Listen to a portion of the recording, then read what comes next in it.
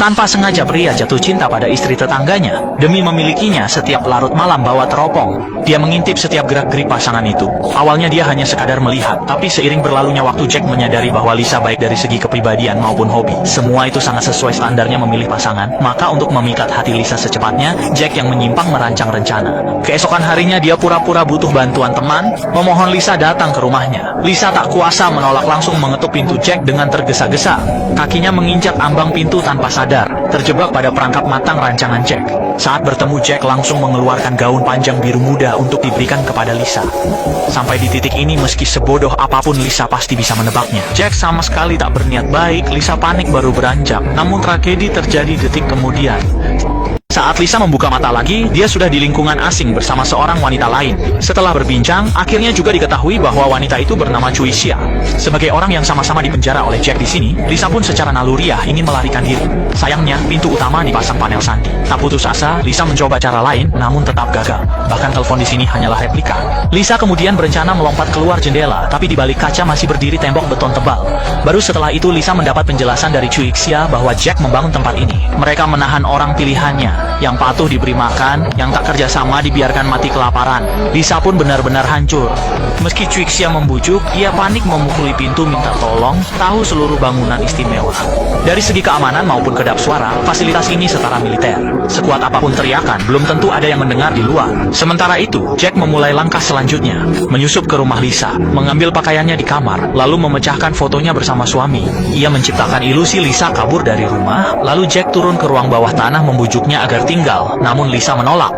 Dia meloncat menyambar pintu utama, turun tangga, berlari menuju keluar. Tragisnya, ujung koridor pintu baja berkode sandi.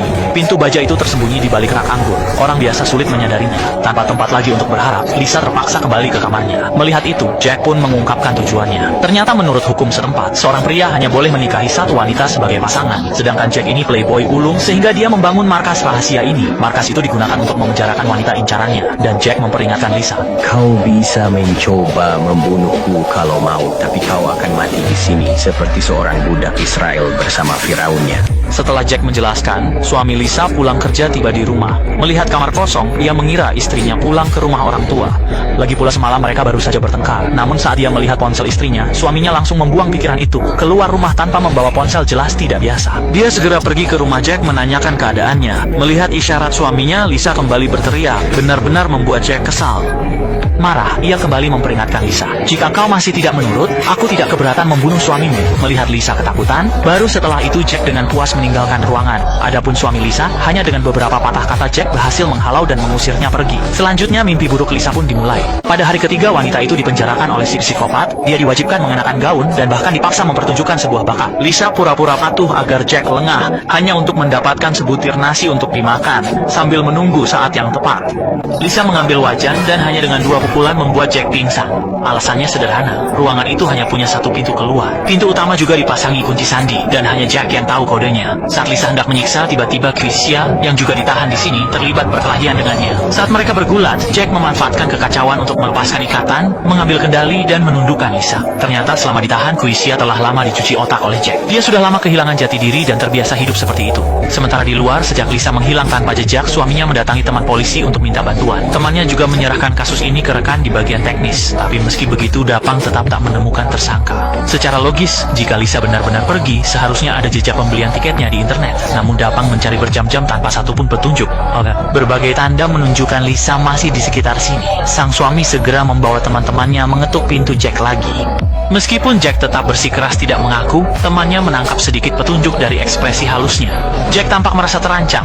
Lalu setelah kembali ke ruang rahasia, dia memaksa Lisa menuliskan alamat emailnya, lalu atas namanya mengirim surat perpisahan kepada sang suami.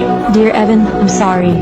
AHS pindah akan memperbaiki keadaan, tapi kenyataannya, hal itu justru menimbulkan masalah yang lebih besar di antara kita.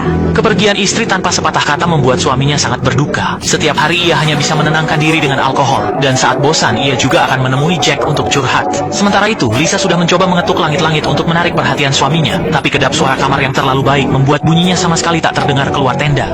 Demi bertahan hidup, Lisha hanya bisa setia menemani Jack di sisinya, berpura-pura menjadi wanita yang lembut dan bijaksana. Hingga suatu hari, 6 minggu kemudian, suami yang sudah tak punya ikatan emosional akhirnya memutuskan menjual properti itu. Dibandingkan itu, nasib Lisa jauh lebih baik. Sejak ia bersama Jia Yishun, statusnya langsung melesat. Hampir setiap malam Jack menginap di kamar Lisa, sedangkan Vexia justru dikucilkan. Untuk memperkuat posisinya, Ki Dusin yang licik bahkan melapor, menyebut bahwa Lisa sebenarnya selalu merindukan suaminya dan cintamu sungguh semu. Motifnya cuma mencari celah untuk melarikan diri dari sini, sedangkan sebenarnya aku satu-satunya yang benar-benar mencintaimu. Mendengar itu, Jack langsung murka tanpa ampun. Ia pun tegas memanggil kedua wanita itu ke kamarnya. Di depan Lisa, ia menusuk leher Kuixia. Jack lebih mempercayai Lisa, sedangkan Kuixia terus memancing keretakan di antara mereka. Lisa benar-benar ketakutan karena mempertaruhkan segalanya. Kepolisian Wang pun akhirnya menyelidiki kasus ini lewat Xiao Jing dan Da Pang. Sebelum hilang, Lisa sempat ditelepon Jack. Malam itu juga, setelah kabar penting, teman polisi suaminya meminjam uang. Dan dengan alasan menyelidiki kasus, mereka menggeledah rumah Jack.